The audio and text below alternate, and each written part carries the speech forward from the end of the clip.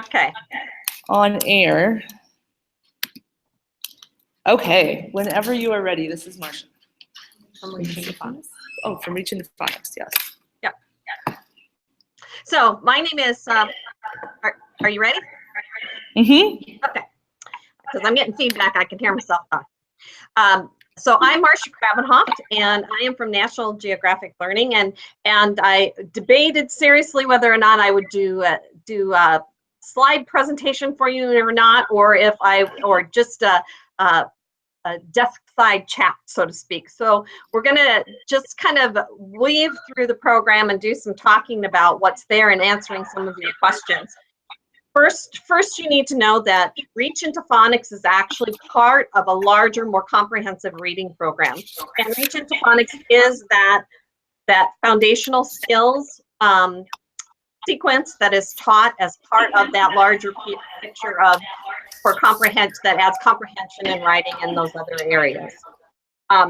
The main piece of Reach into Phonics is that phonemic awareness and that phonological awareness that moves into phonics and high frequency words, and then making that connection to spelling, and then onward to comprehension and other kinds of things. It is used nationwide as a core curriculum, as well as we're seeing it used as specifically to address those foundational skills. And somewhere close that's actually using it that way is Omaha Public Schools. So they're using just that phonics piece to supplement their reading program, what they're doing for reading. It is, Reach into Phonics is a research-based, proven to be, has efficacy studies done. So it's proven to be a successful tool for those foundational skills. It's really to give you an idea of where the research base and where some of that research is coming from. I did want to point you towards a couple of things that I know you have in your possession. And one of them is that in the teacher's guide, and if you can access the teacher's guides that look like this, the teacher's guides actually then have a whole section that gives you exactly what it is are the research base and what kinds of things are available, and so you're going to recognize in that research bibliography some important names that you're going to see, and I just wanted to highlight a couple of them because they really form a strong foundation in our with the program.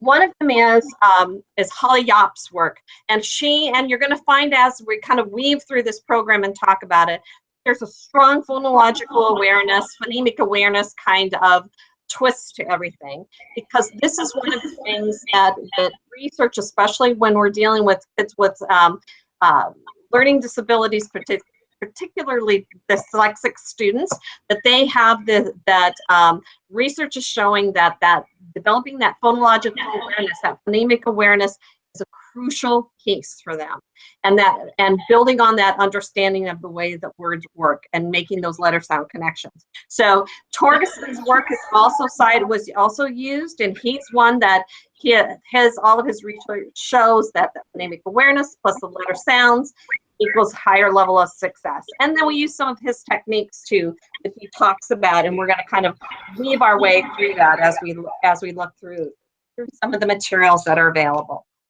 So there is a very specific scope and sequence that's used in Reach for Reading that begins with that no matter whether you're in kindergarten first or second, that there are some phonological awareness activities that are always done at the beginning of the lesson. And I don't know if there's materials out there that you can actually look at, but one of the ways that we do that is through books that are actually phonics. They're called phonics songs, and what they do is they are specific activities that kids do that are rhymes and chants and other kinds of things that are done with the kids, that we really look and we listen to language, we talk about rhyming words, we start to clap out syllables, and we do all sorts of different activities that all involve that listening and making that connection between words and what we hear, and then we're bringing it down to letters. So the big books are there. Kindergartens is a little bit different. Theirs is a book that's called Alpha Chance. And Alpha Chance then actually works, even it does some tactile things with kids working on the letters, and they get to trace letters and they have a different feel, so that it gets a little multi-sensory kinds of things in there. So the phonological awareness piece, that beginning, we starting to look at those in those sentences, listening to language, playing it over and over again. The nice thing is that the big books are available. They're also online, and so when the kids have access to the online materials, because it's web-based, they can actually listen to the songs, and you can do activities with the songs at home, because the kids will have access to those songs and those materials at home as well. So we can get a really good connection between home and school with those. After we work with the phonological awareness, kids will then move to actually doing some sorting and actually doing some breaking down and segmenting those words. And one of the things that we use with the segmenting the words is Alconin boxes, or sound boxes is what people lots of times say. And so what might happen is kids might be presented with a picture, and we talk about that this is a man. And so what are the sounds that you hear as we kind of dissect and segment the word man? And so we can talk about man. Well, the first letter that we hear is a so that's one. So we hear 3 different sounds, and then we hear the ma, and then the and then we would blend that word so it would be man, so that we know that so we start that segmenting and matching sounds to particular, so that we break those words apart and start to talk about that. So the use of those kinds of tools with kids, so they're actually doing that pushing and pulling of letters, of the sounds to start with, because this comes back again as we work with, when we start to make that phonics connection, that's the letter sound connection, that we do more pushing and pulling of letters and working with kids with that. So lots of cards and manipulating and moving pieces, and actually the kids will use chips to get those tools so that they start to match the sounds with how that word is being formed. So that focusing first on those sounds, and then it'll move to syllables. And so we look at all of those 6 types of syllables, both first listening, and then as we move on into the phonics portion, when we start to look at that with phonics. So the second part of that then is moving the kids from that phonological awareness into phonics.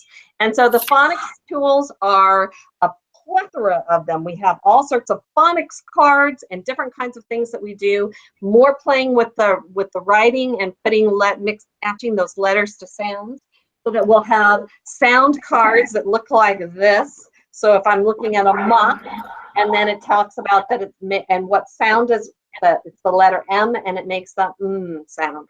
So all sorts of different kinds of activities that the kids are going to do.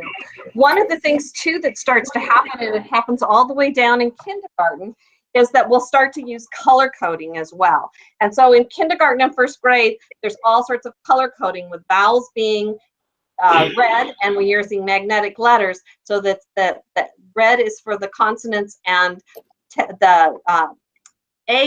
red is for the vowels, and blue is for the consonants, so that they'll do those kinds of activities with manipulating letters and starting to make those letter sound connections, and doing that work with them.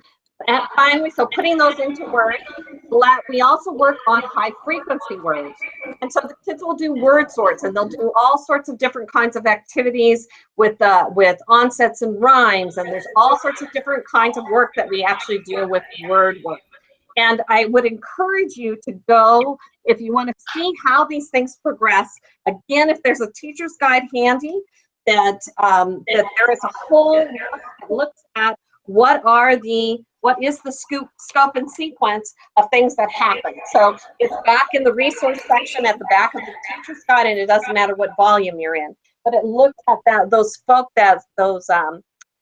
what's the sequence? When are things being taught? How do those things, that cumulative practice, how does that start to happen as we build on those particular tools?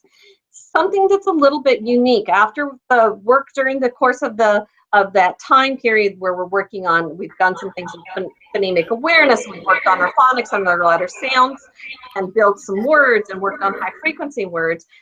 Another piece that's very unique to reach into phonics is that there is a set of decodables. And these decodables are either content area, because one of the things that we also know that kids need is they need to make those connections with that content information and putting those words and things that we've learned into practice. So there's all of these nice decodable books. The books too are beautiful with the National Geographic pictures and all that fun stuff. But what they do too is they have specific phonics lessons that are in them. So while these are great to do the choral reading and we do echo reading, we do other kinds of activities that build on the skills and help to develop that fluency that we've been working with phonemic awareness and during phonics, our phonics activities.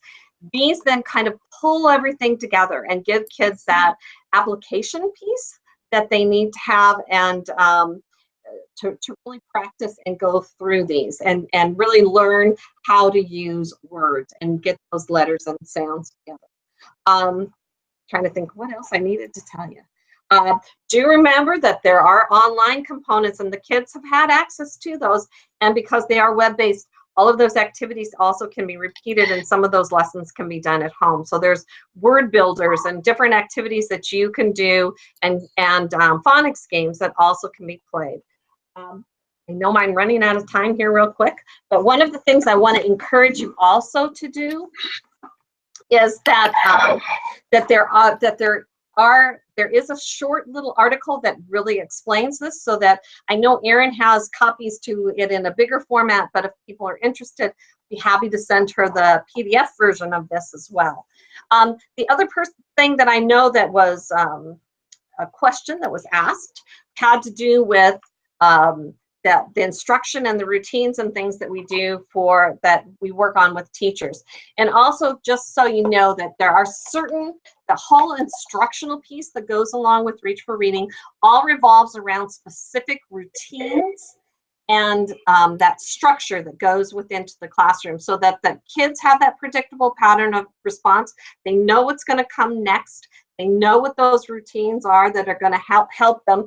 And they're especially helpful for teachers is it gives them some corrective feedback routines. And so what do you do in situations when students are at a certain point and they've misread a word? How do you go back in and correct them? Or if they're working on phonological awareness, what's the corrective feedback that you go when it's a certain sound that they're having an issue with? So all of those things are all provided for the teacher. Those are part of the things that we talk about, and we really impress upon them when we're doing our trainings, is to work on those, that you need to have that predictable pattern of response. It's good for our kids that are struggling, but it's also an important piece that's for students that in general, they need that predictable pattern, because we're asking them to do something that can be kind of difficult at times. I'm trying to think what else. Just so it's a very comprehensive program, leads them into working with spelling and all of those different factors that are part of those foundational skills. We're looking forward to working with the district, and hope that if you have additional questions or concerns, I would certainly be happy to answer them. Well, we are actually out of time, Marcia, but I knew that. That's we why I appreciate it. hope I didn't talk too fast trying to get those things. No, you were great. Thank you so much. All right, thank you.